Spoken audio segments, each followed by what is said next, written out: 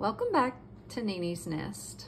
It's been quite some time since the last story, and I'm happy to be back to read to you today one of my favorite books titled Don't Fidget a Feather! Exclamation point. That means we say that excitedly. Don't fidget a feather. And the story is written by Erica Silverman and illustrated by S.D. Schindler. I want you to take a look quickly at the lines on the gander and the duck's body. I think you'll see it maybe better if I pull it up a little closer. I'm going to tell you about that in just a minute because the illustrations in this book are lovely. Look at our title page. Don't Fidget a Feather by Erica Silverman, illustrated by S.D. Schindler.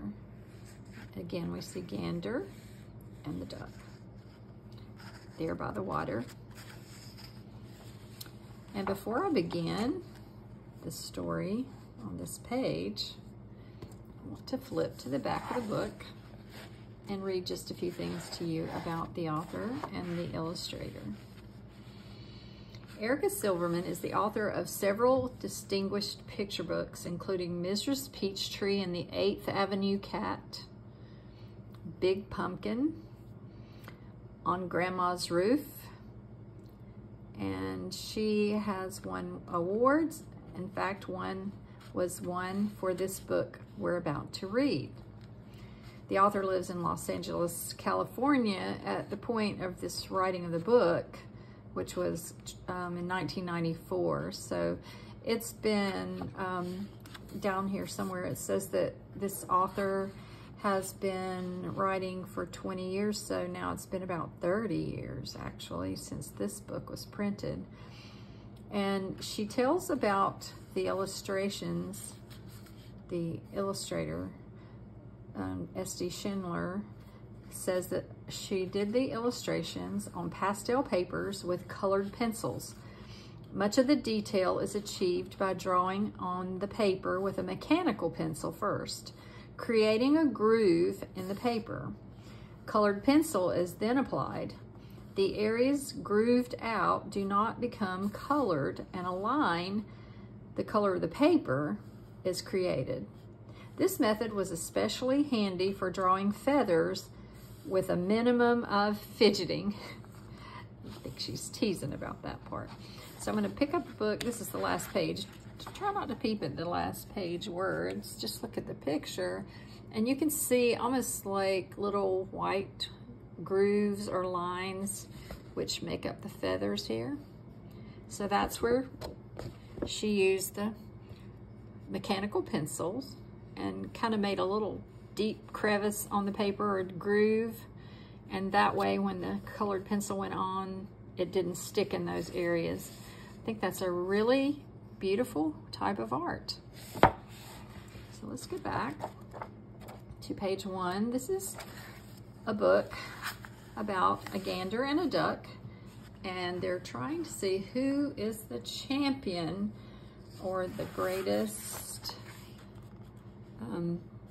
one who can swim faster or fly higher, that kind of thing. So let's begin. Trying to get it just right so you can see best. One day, Duck went swimming in the lake. What a great swimmer I am, she thought.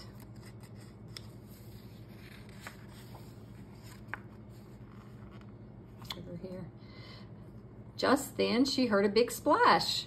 Greetings, Duck, said Gander. Hi, Gander, watch me swim. Duck paddled as fast as she could. Not bad, said Gander, but I'm faster. Let's race, said Duck. Ready, set, go. And off they swam across the lake. Duck came in first. Ta-da! I am the champion. Gosh, she's sticking her chest out. Maybe, said Gander, but I can fly higher than you. Cannot, said Duck. Gander flapped his wings. Ready, set, go! And up they flew above the spruce trees. Gander flew higher. I am the champion of champions. No, you aren't, said Duck. Yes, I am, said Gander.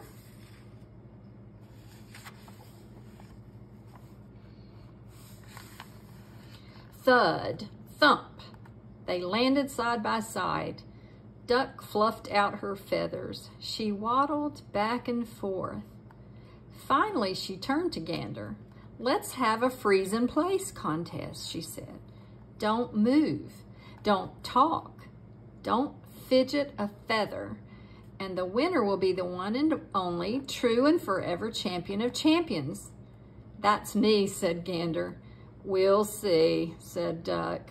Ready, set, freeze. Gander stood still. So did Duck. She watched Gander. She waited for him to move.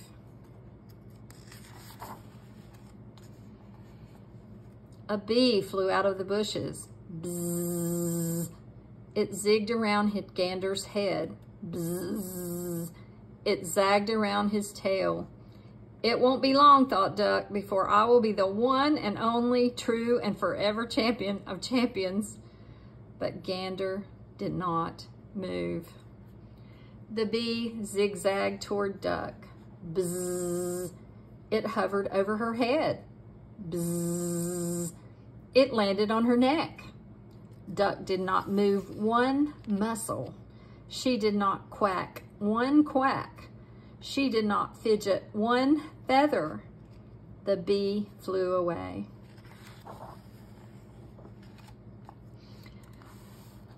Duck waited and waited for Gander to move. A horde of bunnies bounded over. They perched on Gander's head. They slid down his long neck. Soon, thought Duck, soon I will be the one and only true and forever champion of champions. But Gander did not move. The bunnies surrounded Duck. They tapped on her beak. They played with her webbed feet. They leapfrogged across her back.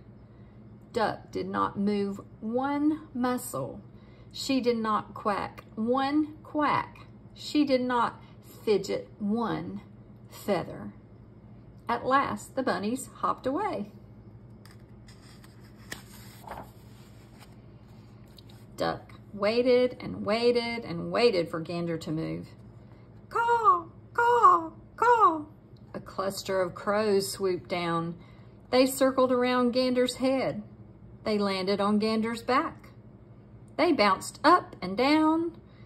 Any second now, thought Duck, I will be the one and only true and forever champion of champions. But Gander did not move. The crows swarmed around Duck. They fluttered their wings in her face. They cawed in her ears. They tickled her tail feathers. Duck did not move one muscle. She did not quack one quack. She did not fidget one feather. Caw, caw, caw. The crows flew away.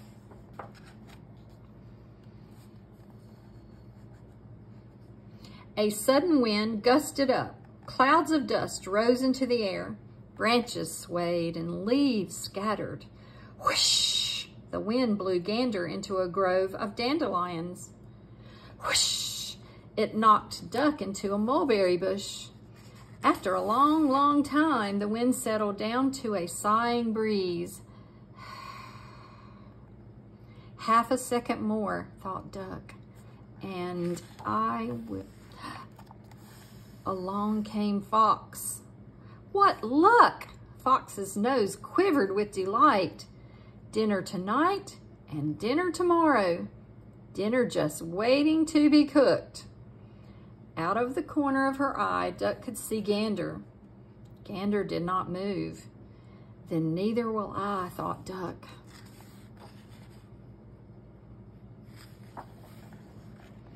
Fox rolled Duck and Gander into his sack and fastened it tight. Then he dragged and pushed and pulled it through the woods.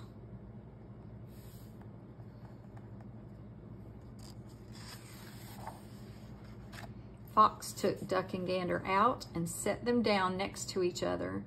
He started a big pot of water boiling. He chopped up potatoes, tomatoes, carrots, celery, and squash. He threw in a handful of beans. He added garlic and pepper. He stirred the stew.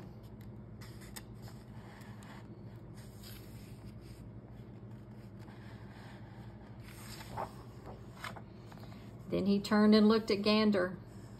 Gander did not move one muscle. He did not quack one quack. He did not fidget one feather. Neither did Duck. Eyes sparkling, Fox pointed from one to the other. Eeny, meeny, miny, mander, cook a duck or cook a gander? My tummy says to pick this one, and that is Y-O-U.